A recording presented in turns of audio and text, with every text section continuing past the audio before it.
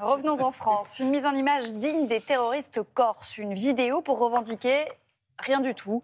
C'est pas nous, ont dit les membres de la DZ Mafia à propos des assassinats d'un adolescent et d'un chauffeur VTC depuis le début du mois. On va en parler avec vous, Fabrice Risoli. Bonjour. Bonjour. Vous êtes spécialiste de la grande criminalité. Vous avez notamment participé à la rédaction d'un ouvrage choral, La gangstérisation du monde. Cette vidéo, on en parle beaucoup depuis 2 jours parce qu'elle est inédite pour le narcotrafic français. D'abord, est-ce qu'elle a été authentifiée par les forces de l'ordre ? C'est en cours, mais c'est vrai que c'est extrêmement atypique. On a vu un petit peu ça en Corse, du temps du nationalisme exacerbé. C'est peut-être un peu à la mexicaine où parfois ils se mettent en scène de la sorte, mais pour dire on a tué, c'est nous les plus forts. Là, c'est une vidéo pour nous, dans le monde associatif qui quand même est importante, parce qu'ils disent que c'est pas eux, et on a quand même une petite théorie sur le fait que entre celui qui a donné l'ordre de faire tuer quelqu'un, qu'il a dénoncé parce que précisément il s'est trompé de cible et qu'il a fait une victime innocente, et entre la DZ Mafia, si c'est eux, qui disent « ce n'est pas nous, nous ne sommes pas capables d'exploiter des enfants de 14 ans, qui vont se faire trucider d'ailleurs, mais surtout nous ne sommes pas responsables non plus d'une victime innocente », il y a peut-être un cap. Parce que la grande différence avec toutes ces fusillades depuis une dizaine d'années, c'est que ces derniers temps, on insiste un peu mieux, grâce à la société civile, aux associations et aux médias qui auront pris ce type de problématique, les victimes innocentes, c'est-à-dire Kouatar, Sarah, Fayed, 10 ans, à Nîmes, et ce chauffeur de VTC. Mais il y en a d'autres. Mendy, qui jouait au club de Marseille quand il était jeune. Toutes ces personnes n'ont rien à voir avec le trafic. Et là, le message est devenu très fort. Tout le monde peut mourir d'une balle de Kalachnikov à Marseille.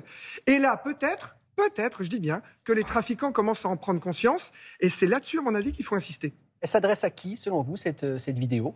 Elle semble s'adresser à tout le monde. Elle semble être grand public, parce que sinon, vous comprenez que d'habitude, ils ont leurs réseaux sociaux pour dire « je vais te tuer, ne viens pas sur mon territoire, sinon je vais tuer tout le monde ». Là, c'est bien une justification, si encore une fois cette vidéo est vraie.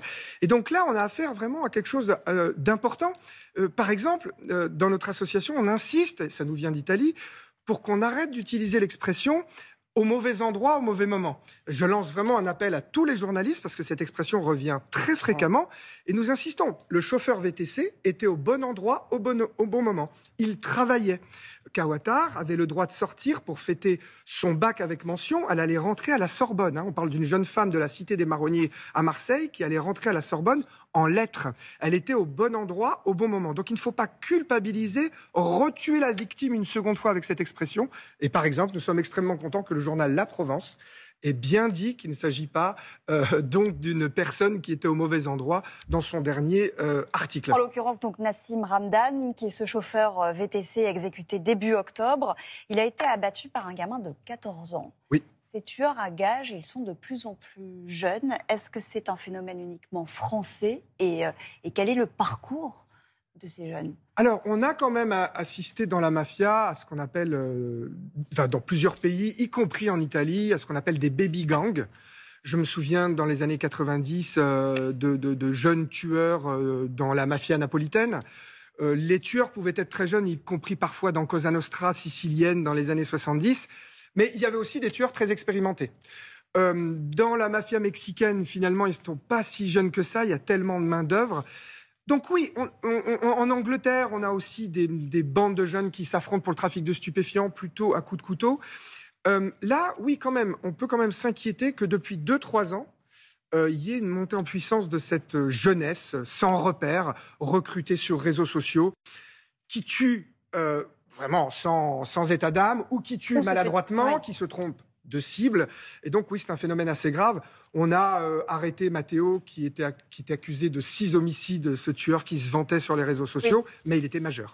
Vous parliez du Mexique. On parle de mexicanisation de Marseille, un genre de cartélisation de la ville. Oui. Est-ce que c'est une réalité, selon vous ? Alors, les policiers aiment bien employer ce terme parce que la notion de cartel n'est pas inintéressante, parce que c'est plusieurs bandes qui se mettent ensemble et qui peuvent s'entendre pour distribuer le trafic de stupéfiants. Donc, par exemple, la DZ Mafia, c'est quand même plusieurs gangs qui maintenant en forment un.